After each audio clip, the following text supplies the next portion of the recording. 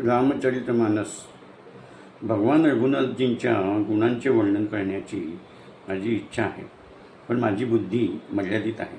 हे चरित्र अथांग आहे. चांगल्या माणसांकडूनही चूक होते, पण ते सुधारतात. दुष्ट माणूस चांगल्या लोकांच्या संगतीत चांगले काम करू शकतो, पण त्याचा स्वभाव बदलत नाही.